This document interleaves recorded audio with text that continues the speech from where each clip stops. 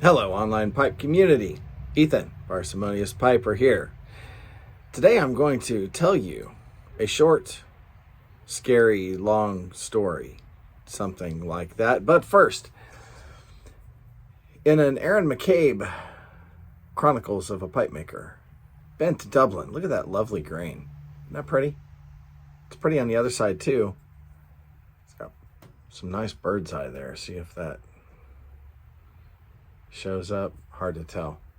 Absolutely fantastic pipe. Lovely work, Aaron. Thank you.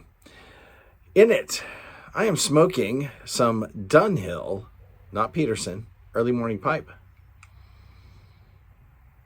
Courtesy of the gentleman at Pipes, Tobacco, and Whiskey. They were giving out samples of things at the Muletown show for people who came up and said hi and molested them a little. So early morning pipe is what I got. Now this is in English. I'm not entirely sure why I would want this in the early morning, because what I need in the early morning is a kick in the pants. And this isn't it. This is pretty mild. In fact, for those of you who are a little leery of Latakia, this doesn't seem to have much in it. It's mostly Virginia and Orientals or Turkish, from what I can taste. It's got a buttery, sour, it's a good flavor. I would rate this on my scale out of 5 stars. I would rate this as a 3. It's good. I probably wouldn't buy it again, but it is a good blend. For those of you who like Orientals, this would be one to give a shot. If you're, like I said, if you're a little leery of the whole Latakia thing, this is not a bad blend. Now, I don't know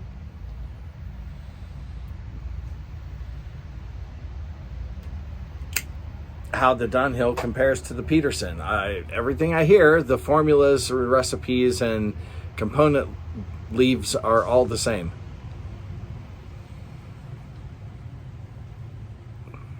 It's not bad. Ironically, what would I rather have in the early morning? I would rather have Peterson's nightcap. That's a kick in the pants.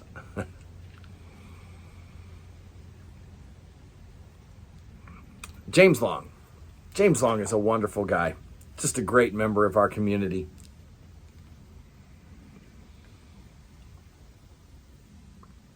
James does not typically make videos very often. When he does, they tend to be pretty thoughtful. He's a good man. Nice young family.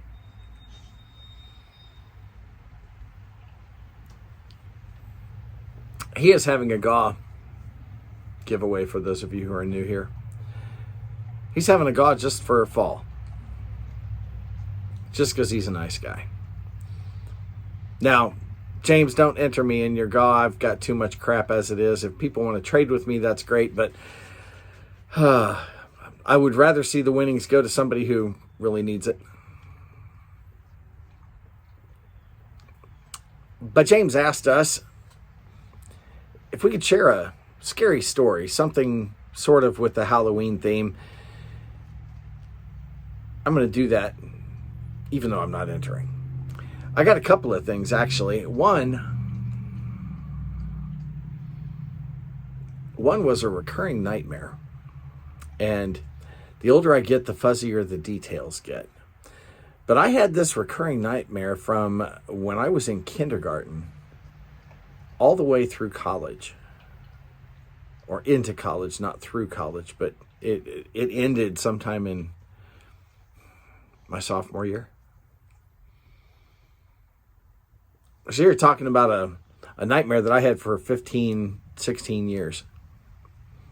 And pretty frequently. At times I'd have it at least once a week. And in this nightmare, and I knew, I can remember sleeping through it, knowing exactly how it was going to unfold, because it was the same thing every time. But it was still frightening because even though I knew how it was going to unfold, somehow I didn't. And it was always unexpected. and I was being chased by this dark, shadowy figure. And he had the voice of my younger brother. And in the dream, every single time he caught me, and when I looked at him and he pulled this hood back, he had my brother's voice, but just the face of a skeleton. And that's when I would wake up. And I had that dream, I'm telling you, up until I was about 20. Sometimes more than once a week. But I don't know that I ever went more than a month that whole time without having that same dream. Then all of a sudden it just stopped. Not sure why. But I almost always woke up in a sweat, not a cold sweat, sometimes a hot sweat, but a sweat. As if I had been running to get away from something. And I was always exhausted, never rested on those nights. Now, the second one I want to share with you is something that we did when I was in college. And, there are a bunch of paranormal type reality shows out where guys take their high-tech night vision equipment and such into scary places, whether they're old insane asylums or haunted homes or old abandoned hotels, that kind of thing. Prisons. And set up for the night to try and capture the paranormal. Those are fun shows. The guys are stupid, but they're fun.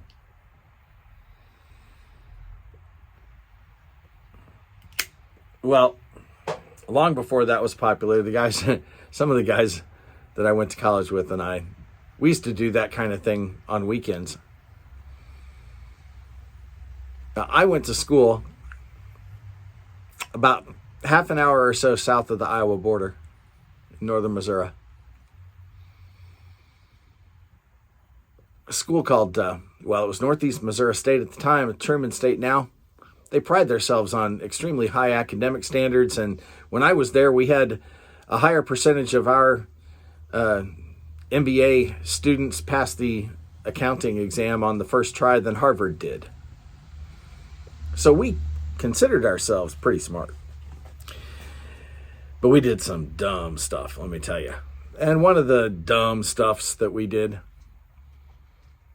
a few of us like to go find abandoned farmhouses. And we didn't have the fancy setups that these guys nowadays have.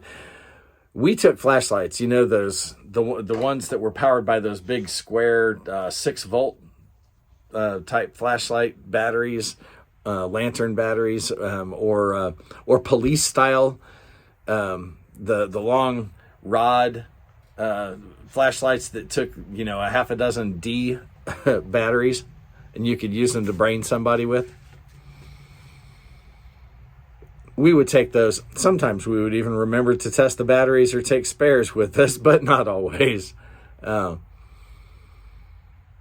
we loved finding abandoned farmhouses. And throughout the Midwest, those things are everywhere.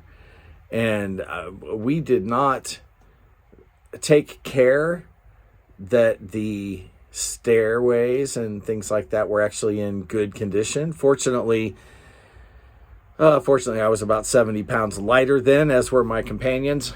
We hunted through a lot of abandoned homes. And they were spooky, and sometimes we came close to peeing our pants. But the closest things we ever came across to supernatural were shining the light unexpectedly in the glowing eyes of a rather large rat or raccoon, and neither one of those is particularly happy to have you invading their home. So those kinds of experiences could be scary, but never really ran across anything paranormal. They were fun, though. Well, James, thank you for your generous giveaway. Thank you for prompting us to share these. Some people's stories are pretty hairy. Yeah. Mine at least had eventually mild and happy endings. Folks, check him out. I'm going to leave a link to his channel down below. I think you'll like him. Good guy. Like I said, good family man. A valuable member of our community. Go show him some support. Tell us a story from your own experience. And with that, light something you like. If you're into Orientals, might be early morning pipe. Enjoy your afternoon.